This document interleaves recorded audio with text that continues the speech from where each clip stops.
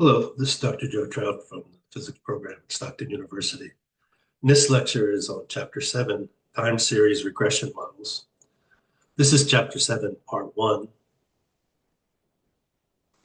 We'll be talking about the linear model, least squares fit estimations, evaluating the regression model, and some useful predictors.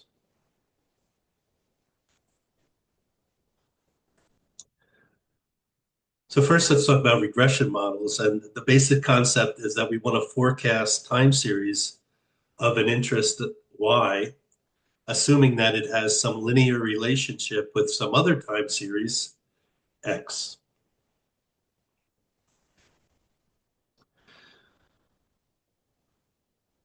When we want to forecast something, we could call the y the forecast variable, or some people call it the regressand, or the dependent variable, or the explained variable.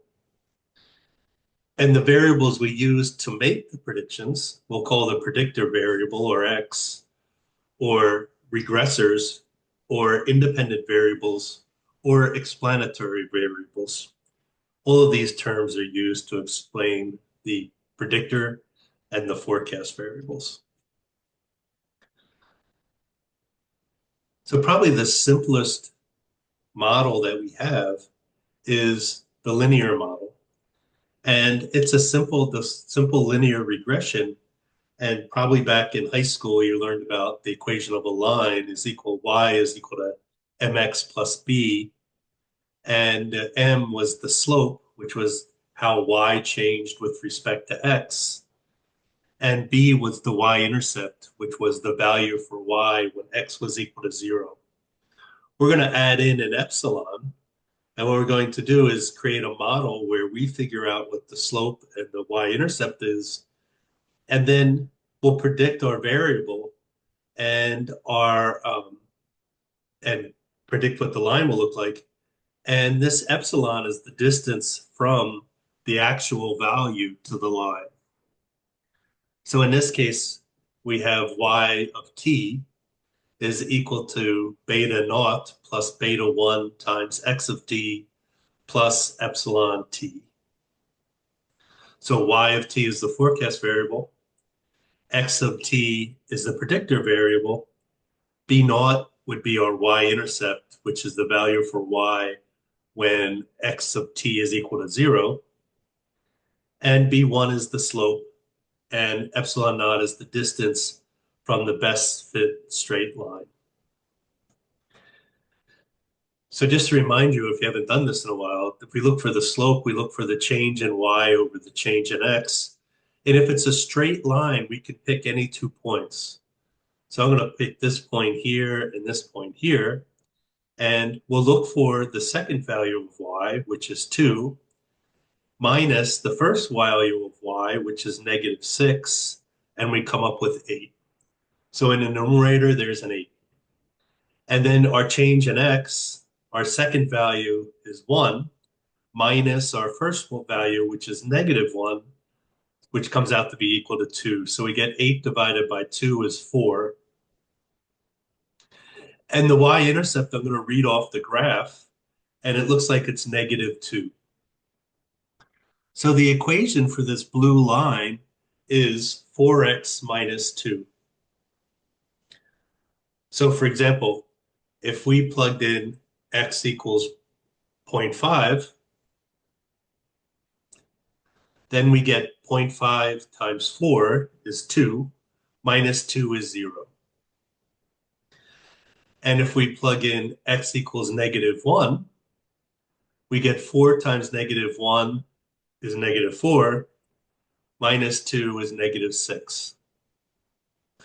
So what this slope really means is that I move up 4 in the y direction every time I move over 1 in the x direction.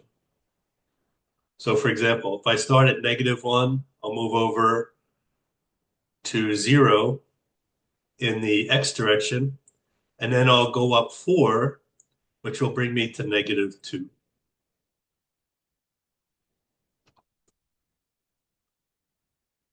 Here's a negative slope. So in this case, I'll pick 0 minus 8 for the numerator. and 1 minus -1 is -4, and my y-intercept is 4. So in this case, my equation becomes -4x plus 4.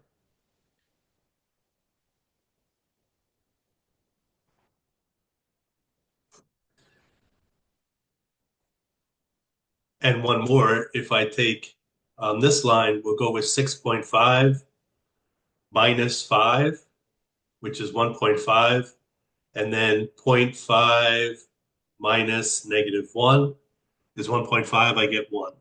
And my y-intercept is 6.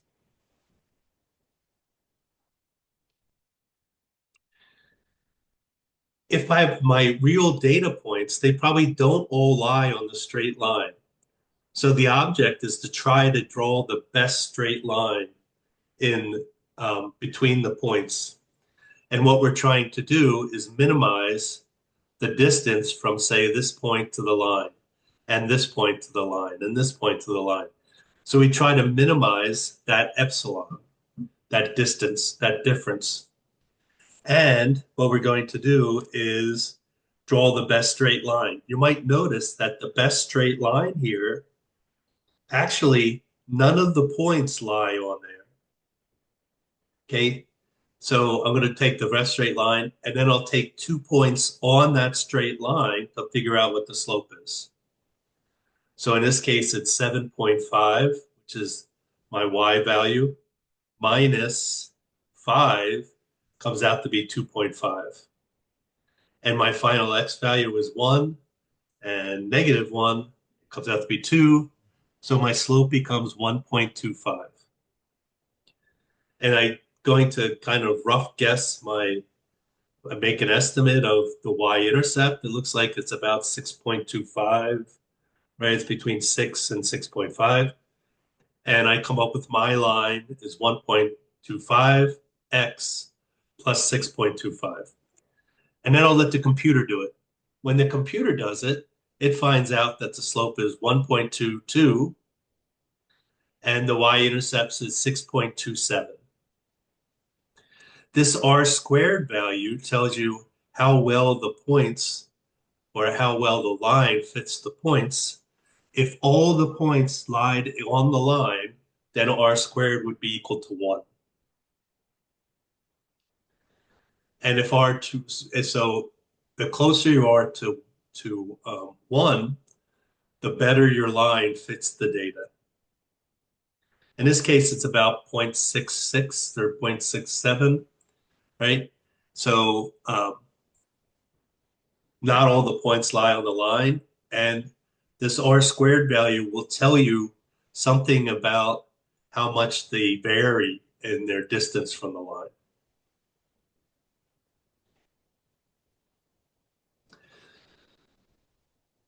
So back to data analysis, right? What we're going to do is we're going to, let's say we have one variable, right? And we're going to say that y of t is what we want to predict. And b naught will be our y-intercept, or beta naught, and beta 1 will be our slope, and x of t in this case will just be t. And this epsilon is the distance from this point to the line. And we're going to want to, and this line has an equation of beta naught plus beta 1 times x of t. So here's some examples. These are yearly averages from about 1840 to almost 1985 for Belgium. And it's the average yearly temperature and also the maximum yearly temperature and the minimum yearly temperature. And when we're talking about climate data, we like to do things like this, model the data and try to figure out if the Earth is warming up or cooling down. And for a first approximation, we can take a linear regression and find out what these slopes are. So it looks like every year the average yearly temperature is increasing about zero point zero zero 0.004 degrees C per year.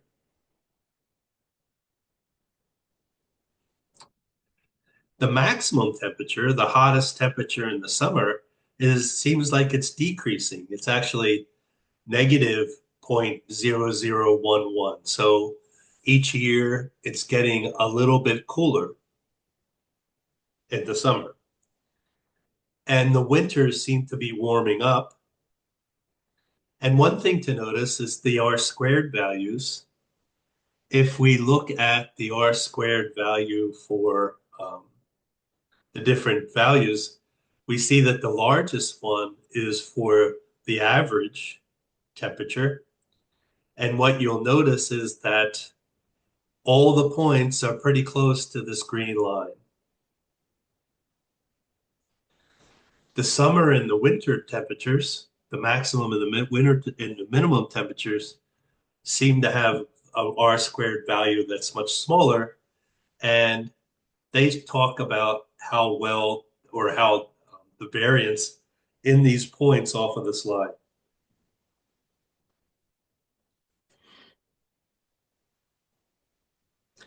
So to make these graphs, what I'll do is load the required libraries, in this case, ggplot2, and I've already downloaded the temperature data from the National Climate Database, and I saved it in a file called example max average, I'm sorry, min average max temperature of Belgium.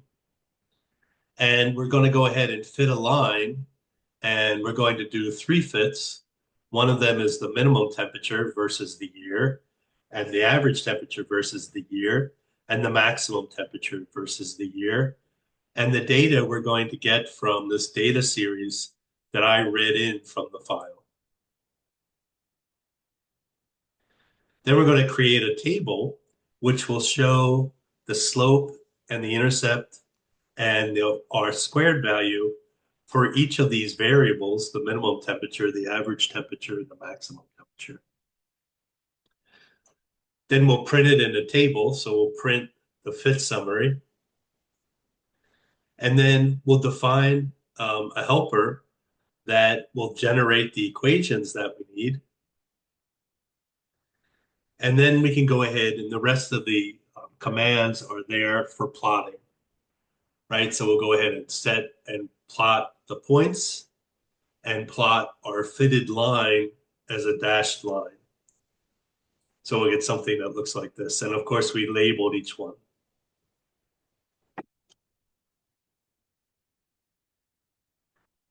And up above, we see our R squared values and the slope and the intercept once again. In this case, the intercept doesn't really mean anything. The intercept would be the temperature at year zero.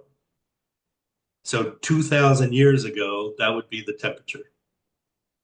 But that's only if we believe that the model lasts back to year zero. So in this case, the y-intercept doesn't really mean anything or doesn't have any real physical significance.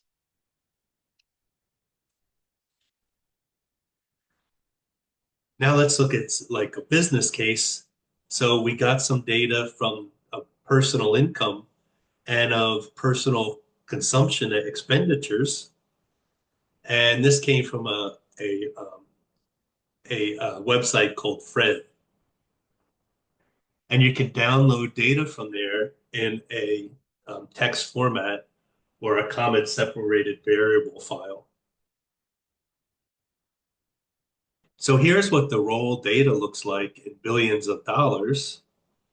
And we can see that it's increasing like this. And it clearly isn't linear. It's a curve. But let's look at the percent change um, in the personal income and the personal consumable expenditures.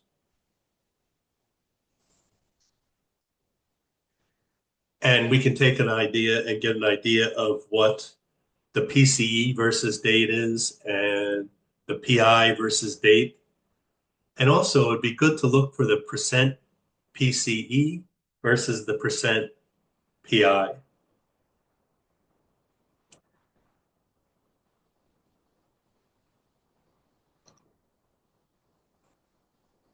So when we plot that graph, what we see is that there does seem to be some correlation.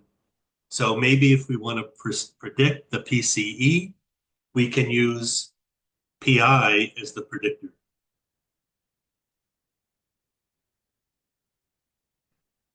So what is multiple linear regression? So this is a statistical method that's used to model the relationship between one dependent variable and two or more independent variables. So it helps predict outcomes and understand the influence of multiple factors. So for example, if you're trying to predict your sales, you'll probably make the prediction based on advertising spending, price, and competitor activity. So all three of these things should be included.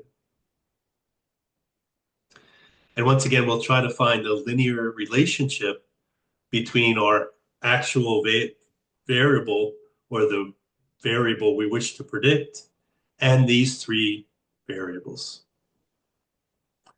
Don't forget these three variables, advertising spending, price, and competitor activity, are all time series.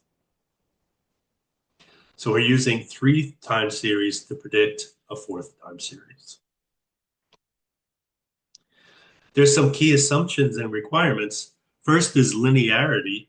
So first, there has to be a relationship between predictors and the outcome is linear. And independence, so the observations have to be independent. They can't be related to one another in some way. We also need homoscedasticity, which is a constant variance of errors or residuals, and a normality of errors, so the residuals are normally distributed.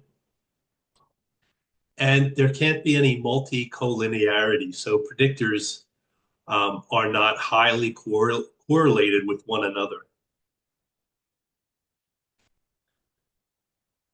So for the data requirements, they have to be numerical or appropriately coded categorical data and clean, reliable data sets with no major outliers.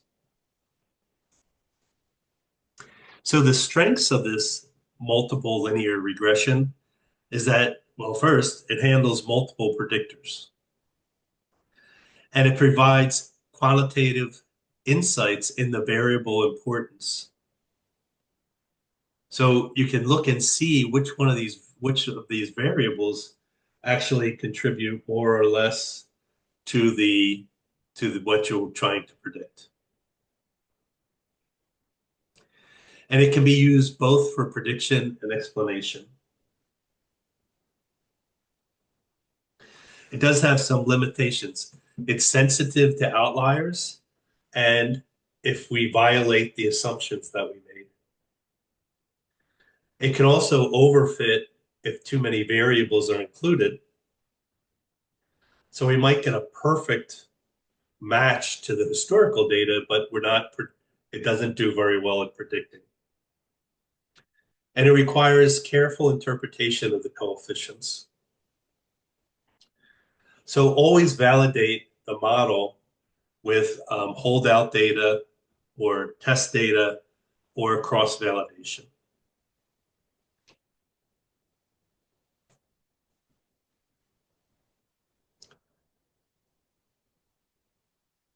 So as we said, a good example would be to predict the monthly product sales using advertising spending and price and time trend.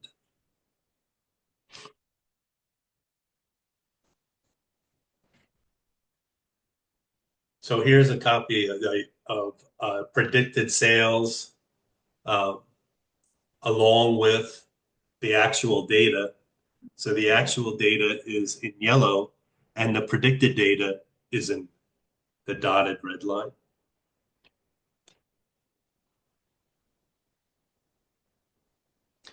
It also might be good to look at the actual versus the predicted.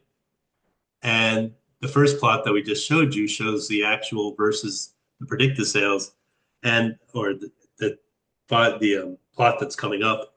And the sales data has a seasonal pattern and an upward trend, and the model closely follows the real sales data, and especially in the long-term trend.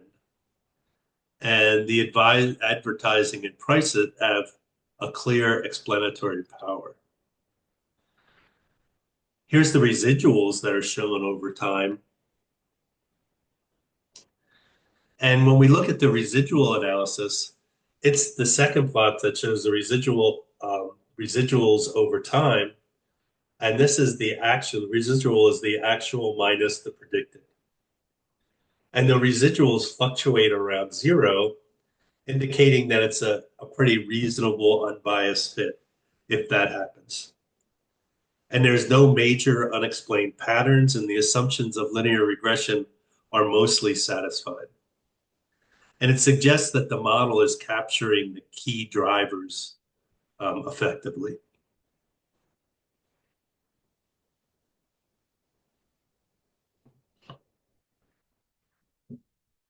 So in this case, we're going to look at productions and savings and unemployment. And this shows quarterly percent changes in industrial production and personal savings, and quarterly changes in the unemployment rate for the US over a period from 1970 to 2016. And here's the assumptions we're going to make. When we use a linear regression model, we implicitly are making assumptions about the variables in equation, sorry, that's equation 7.1. And we're going to assume that the model is reasonably approximation to reality, and that is that the relationship between the forecast variable and the predictor variable satisfies a linear equation. We're also going to make a following assumption about the errors or the residuals, which are, don't forget, that's the actual value minus the forecasted or predicted value or modeled value. And we're going to assume that these errors or these residuals, they have a mean of zero. Otherwise, the forecast is going to be systematically biased, right? It's going to be either shifted up or shifted down. They are not autocorrelated. Otherwise, the forecast would be inefficient because there's more information in the data that could be exploited. So if we subtract off the linear data and we're still seeing some kind of correlation, well, then there must be some more information there that we can get from the data when we're making our model. And the errors or residuals are unrelated to the predictor variables. Otherwise, there would be more information that should be included in the systematic part of the model. And it is also useful to have the errors being normally distributed with a constant variance.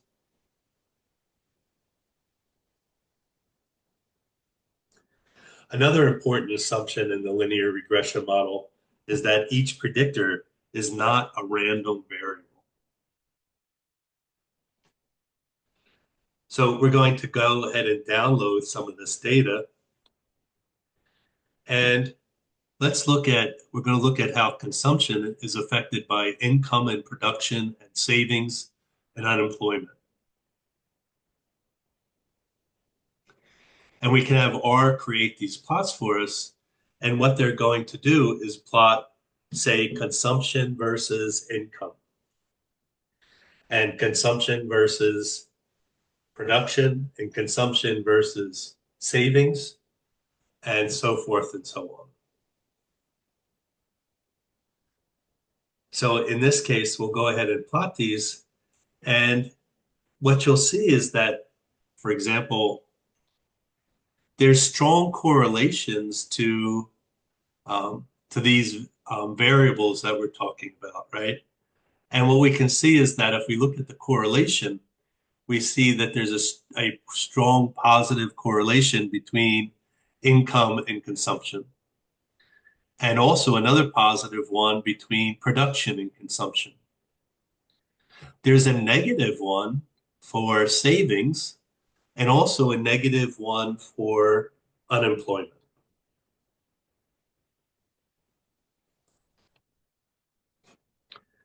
The least squares estimate comes from this equation.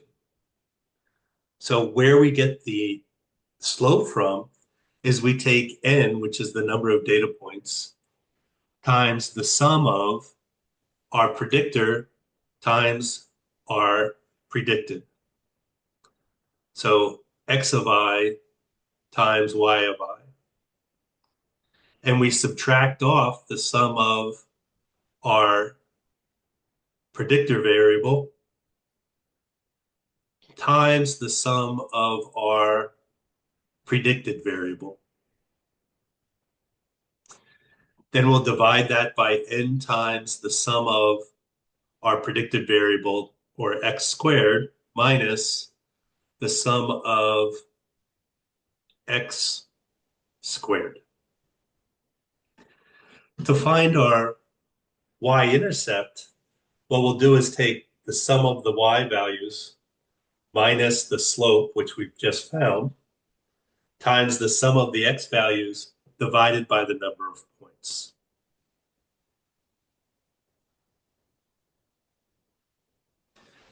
So you normally won't have to do this. The computer will do it for you, but you should know where these values come from. So what is the least squares fit? It's a mathematical approach to find the best fitting curve or line through a set of points. It minimizes the sum of the squares' differences between the observed and predicted values.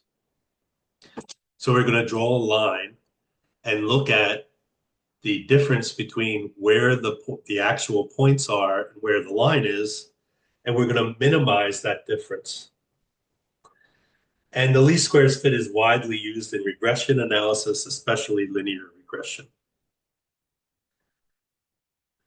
So why use the least squares method? It's the simplest and efficient to implement, and it provides optimal estimators under certain conditions, i.e. the errors are Gaussian. That's where the equation came from or is derived from.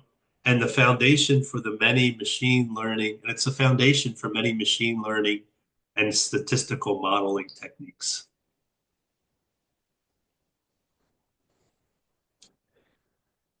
So the mathematical formulation is we're given a set of data points, x1, y1, xn, up to xn, yn, and we fit a model, and the model is y equals mx plus b. And the idea is that we're going to minimize the difference between our predicted value and, I'm sorry, between the actual value and the predicted value squared. So this should be equal to our actual value minus mx plus b, which is our predictor, which is our equation to predict the values. So the procedure will collect the data and organize the xi pairs, and then choose the model, linear or polynomial, and then set up the error function and square the residuals and minimize the error. And we'll do that by using calculus or matrix algebra.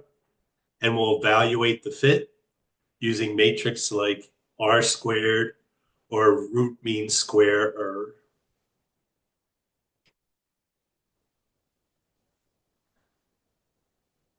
So after we've done this, we've come up with these equations. So these equations came from optimizing the difference between your actual value and your predicted value.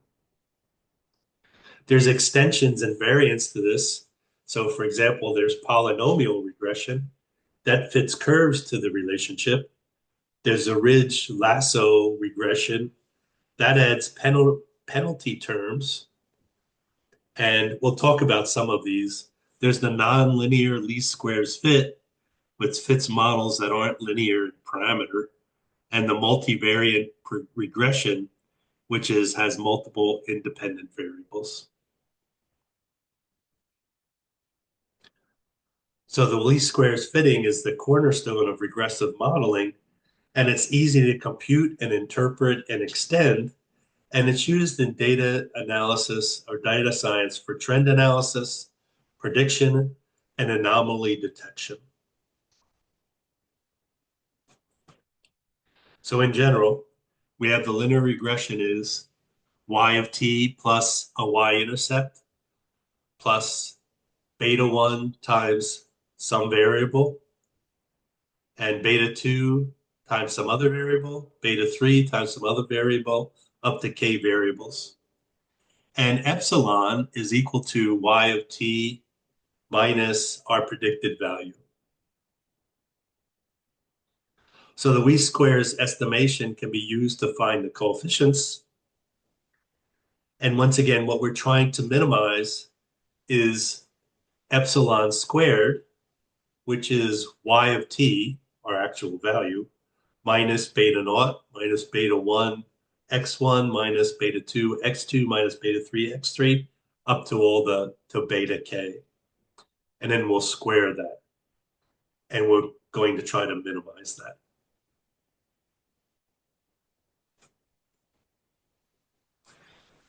So this is an example from the book, U.S. Consumption Expenditures, and it's the percent change in real personal consumption expenditures depend on the percent change in real personal disposable income, and its percent change in industrial production, percent change in personal savings, and the percent change in the unemployment rate. So we can use a library or function in a library called TSLM. And what we're going to do is predict consumption, which will depend on income and production and unemployment and savings. And the first thing it will do will give us a intercept, and then it will give us the betas for the different variables. So in this case, beta 1 would be 0.71, and beta 2, 0.05, and beta 3, which was negative 0.2, and beta 4, which is negative 0.05 roughly.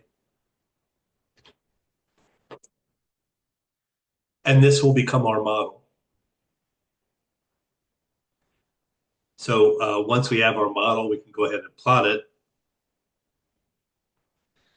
And what we're going to do is plot the fitted variable versus the actual variable. And it looks like that we did a pretty good job.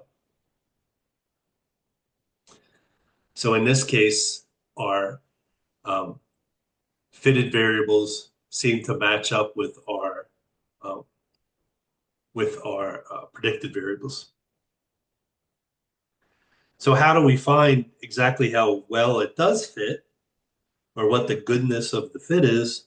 Well, one method is to use the R squared value. And the definition of R squared is a measure of the proportion of the variance in the dependent variable that is explained by the independent variable in a regression model. The values range between 0 and 1. If you have an R squared of 1, it means all of the points lie on the line that you have estimated to fit the data. If R is 0, then the model explains none of the variability.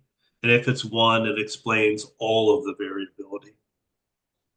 R squared is equal to 1 minus SS res and SS total. And SS is the sum of the squares of the residuals, the errors, over the total sum of the squares of the variation from the mean. So in the numerator, we'll take the sum of our predicted of our actual variable or value minus our predicted value and square it. And we'll take the sum of them all. And then in the numerator, we'll take the value minus the mean. So for example, if we come up with an R squared of 0.85, this means that 85% of the variance in the dependent variable is explained by the model. The remaining 15% is due to the unexplained variability that has not been explained by our model. So if the actual versus the predicted values in a tight cluster around 45-degree line in a scatter plot, R2 will be high. Like we showed you when we plotted the predicted versus the actual. There's some cautions and there's some misinterpretation risks. So a high R squared doesn't mean that the model is good. It could just be overfitted. And a low R squared doesn't mean it's a poor model, especially in the social sciences or where there's highly variable data. Sorry, when I converted to a PDF, this weird symbol came in. The best practice is to use an adjusted R when comparing models with different numbers of predictors and combine it with other matrix like the root mean square error or residual plots or cross validation results for a fuller evaluation. So the adjusted R squared value. This is a modified version of the R squared value that penalizes the addition of irrelevant predictors. So for example, if you keep adding in variables, you could probably get closer and closer and get a higher and higher R squared value, closer and closer to 1. But it might not really be helping you make the predictions. So it helps avoid overfitting when using multiple variables. So it's going to penalize you for the number of predictors that you're going to use. So our adjusted R squared is equal to 1 minus the R squared value, the number of points minus 1, and then the number of points minus k minus 1.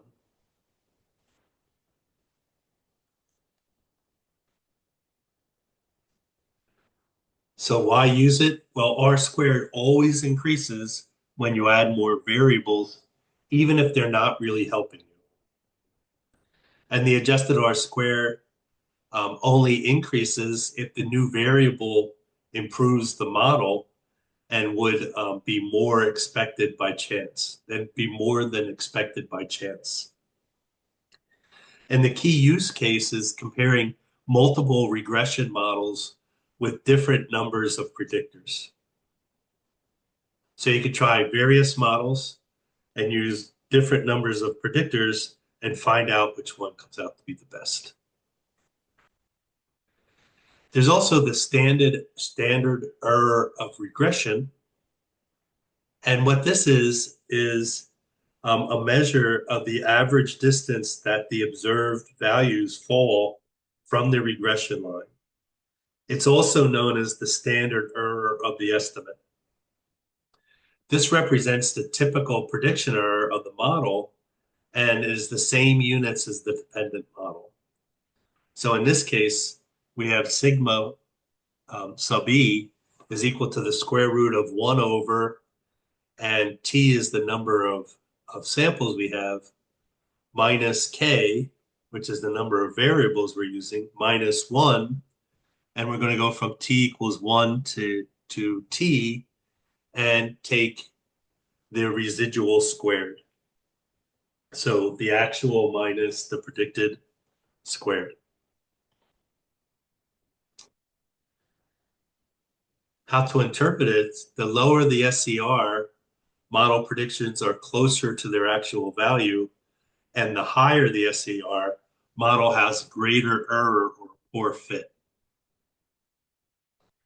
So it's used to evaluate forecast accuracy and compare fit quality across models, and it has the same units, and it helps assess whether the model residuals are reasonably small. Unlike R squared, the SER, the standard error of regression, is the original units of the dependent variables. So, for example, it's in dollars or units sold, making it intuitive for stakeholders.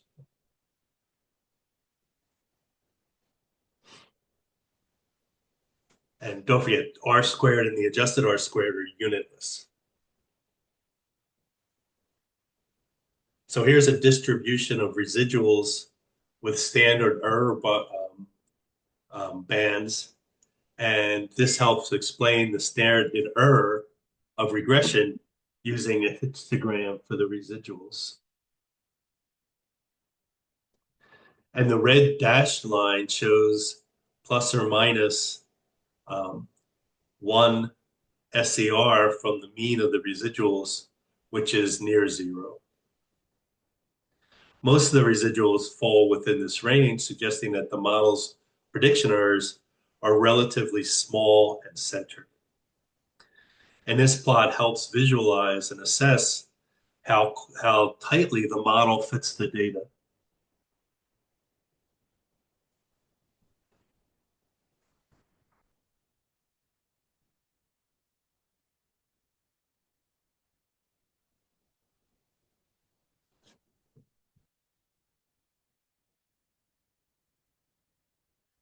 So, for example, if all the errors showed up here, then um, or the residuals, then your model, like it should be, they should all come out to be have an average of zero and be centered somewhere around zero with a small value um, for it to happen.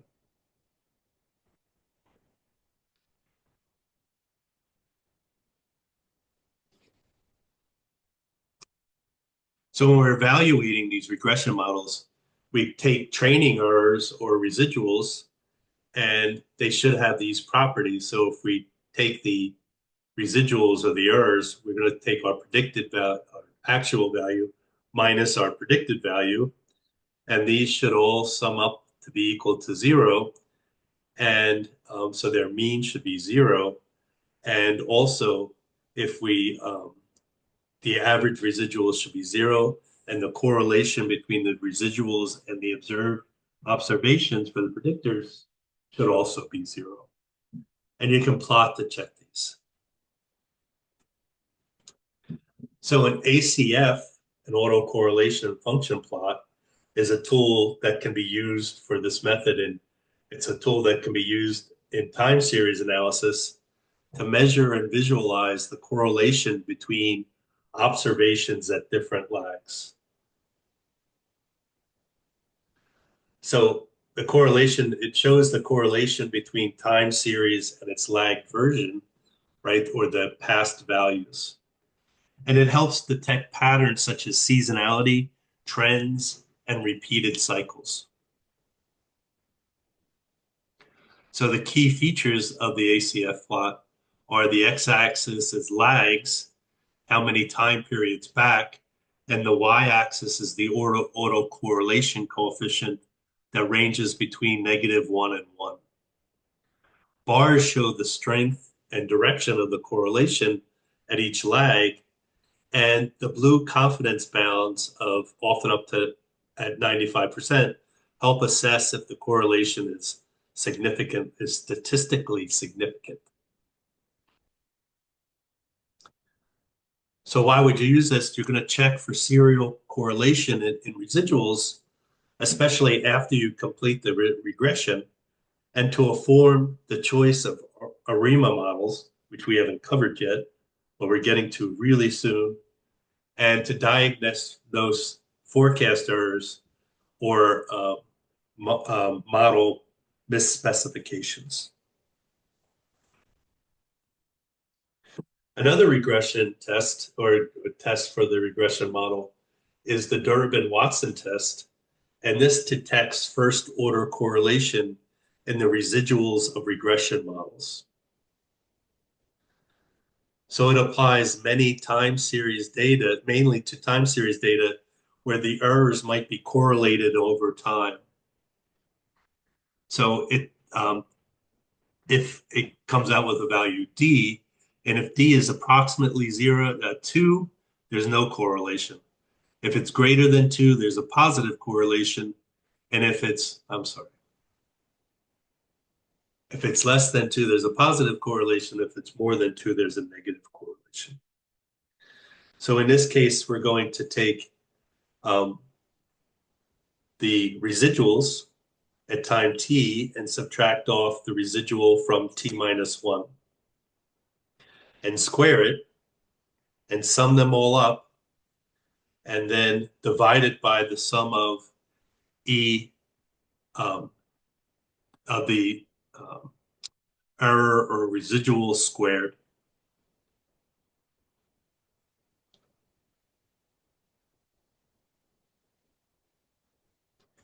So if d equals 2, it's a good, and the errors are not autocorrelated.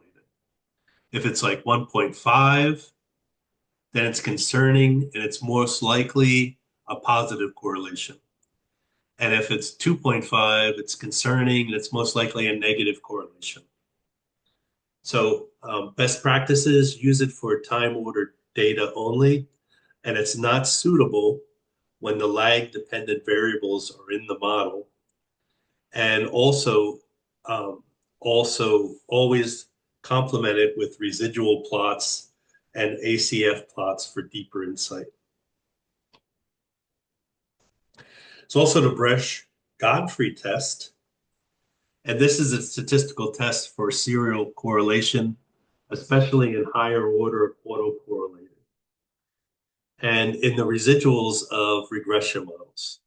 So it extends beyond the Durbin-Watson test by allowing multiple lag orders, the inclusion of lag-dependent variables, and often it's used in time series regression to check if error terms are independent. So you start with an null hypothesis, no autocorrelation in residuals, and the errors are independent. Or the alternate hypothesis is H1, the residuals are autocorrelated to a specific lag order.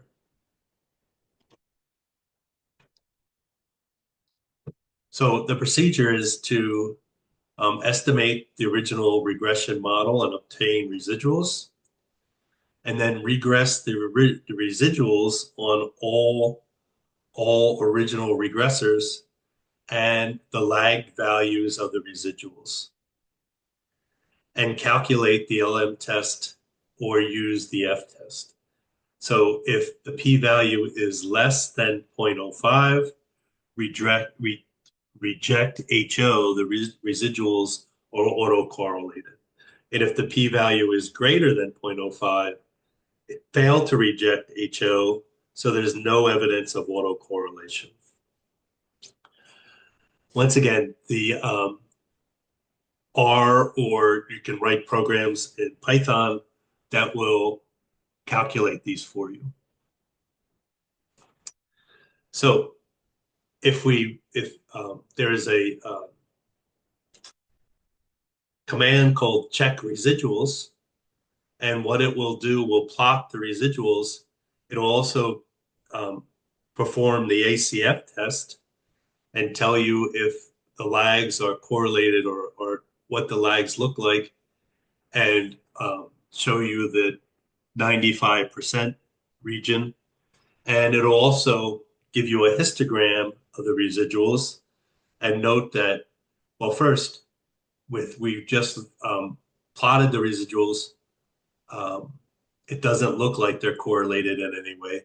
And if we look at a histogram of the residuals, they're pretty much centered around 0, and and the and the range is pretty small.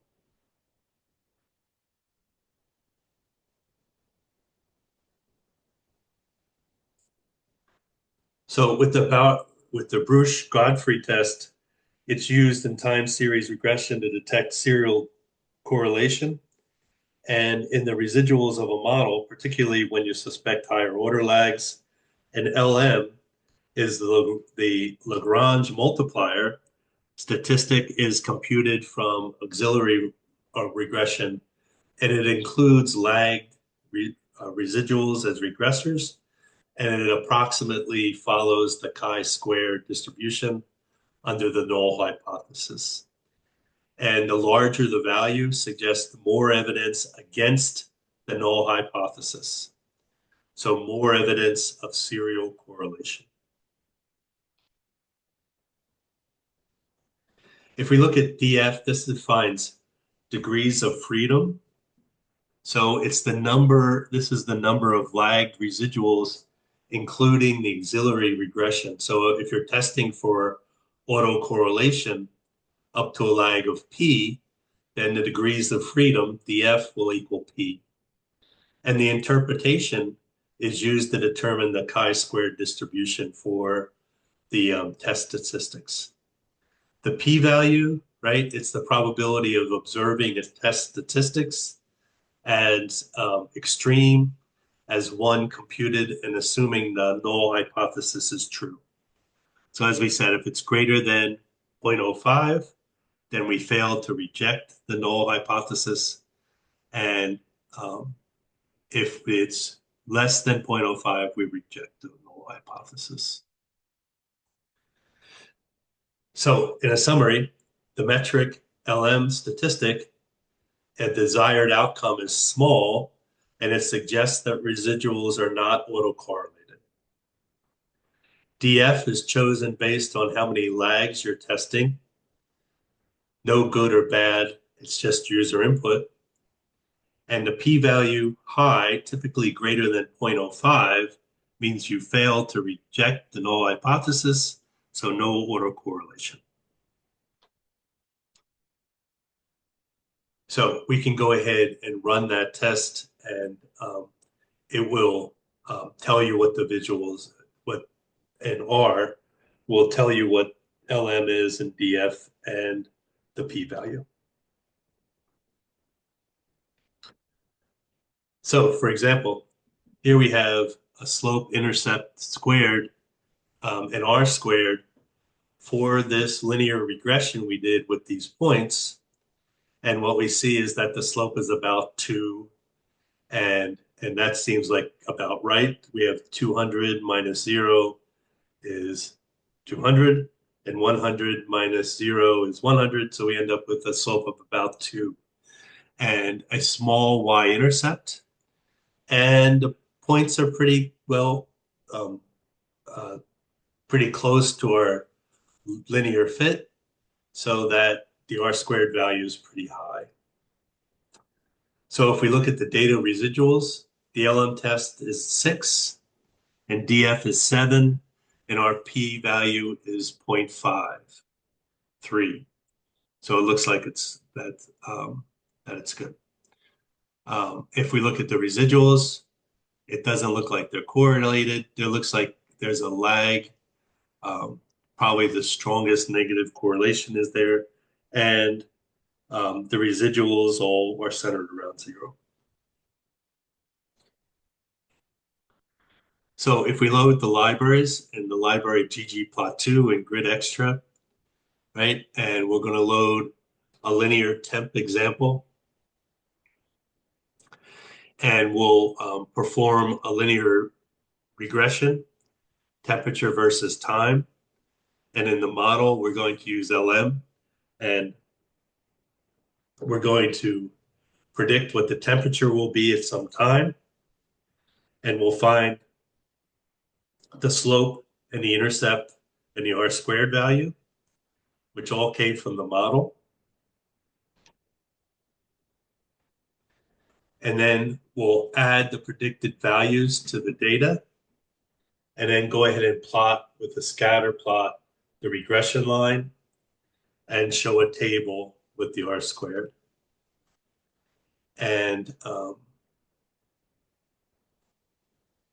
then plot the residuals and display the plots together. And what we'll have is something that looks like this. So we have our linear fit of our temperature versus time and the ACF plot of the residuals.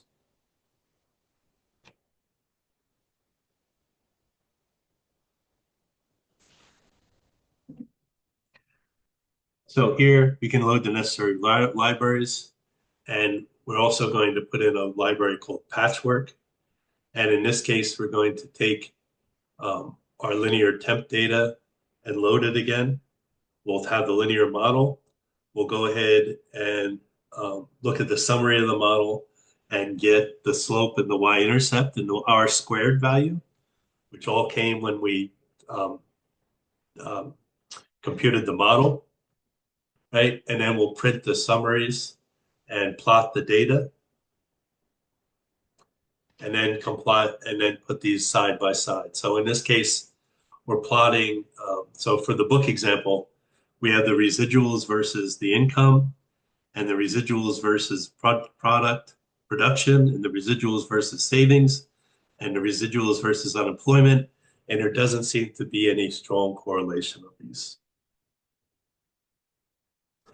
So these residuals from the multiple regression models for forecasting US consumption are plotted against each other, and they seem to be randomly scattered.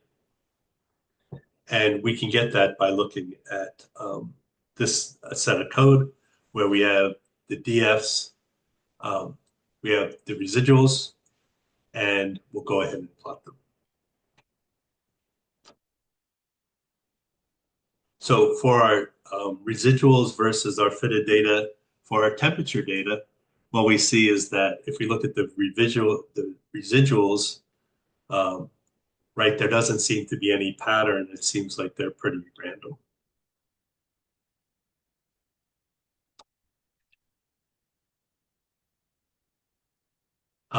So uh,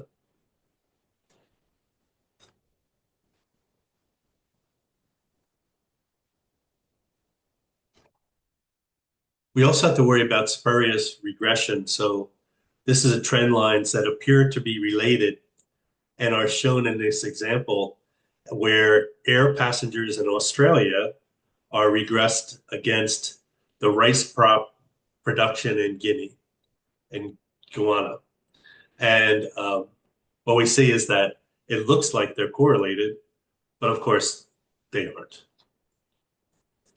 right? So we can go ahead and plot this, right? We can look at the U.S. air, the Australian air, and um, and also load in the rice production, and then go ahead and plot it and check the residuals, and we'll come up with these regressions.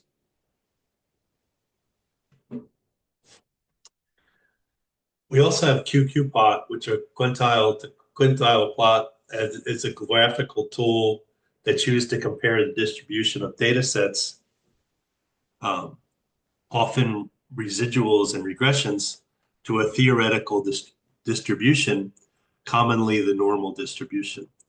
And the purpose of the QQ plots are to assess normality of the data sets, and they're commonly used to check if regressing residuals are normally distributed.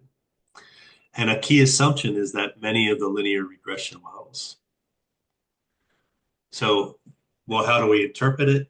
Our x-axis is the theoretical quantity from the normal distribution, and our y-axis is the sample quantities from your data.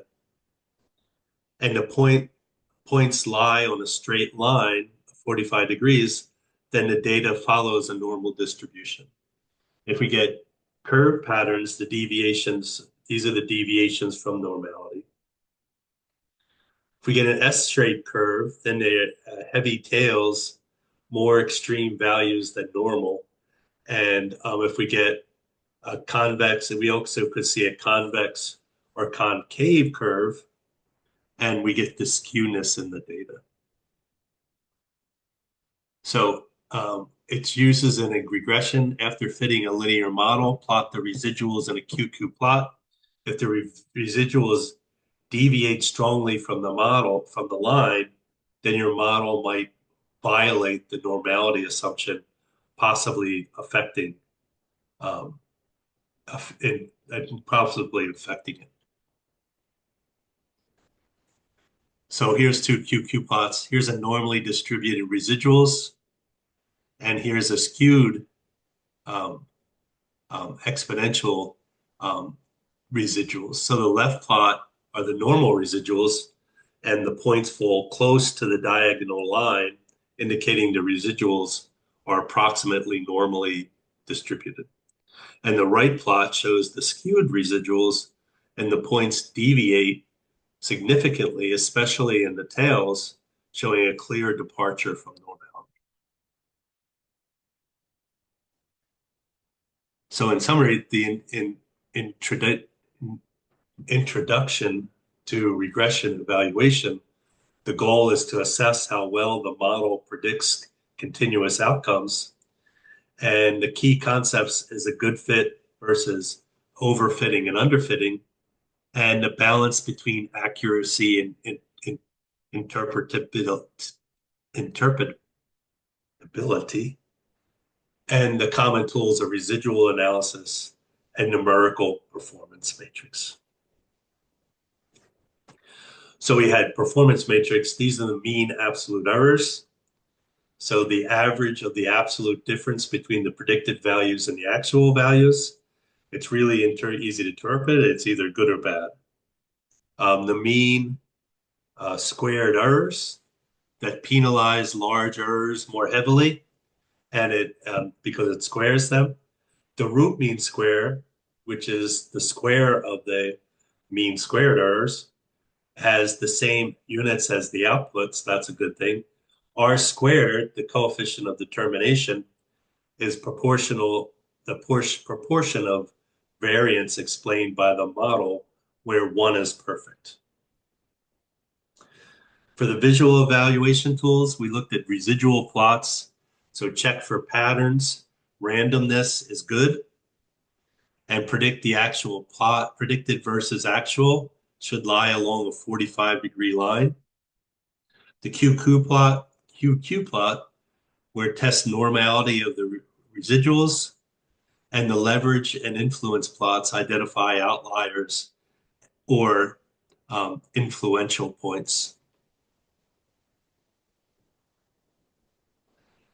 So if we look at temperature versus time, right, this looks like a good fit. This is predicted versus actual, right? And in this case, our residuals look pretty random. So this is our residuals versus the fitted values. And here we look at our QQ plot of the residuals, and it lines up pretty good, although it starts to go off at the ends a little bit.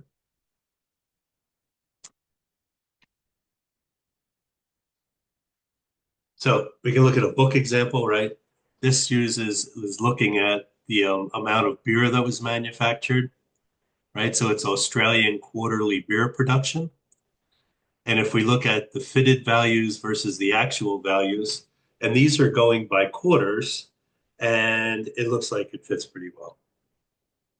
All right, well, thank you, and look forward for part 2 of chapter 7.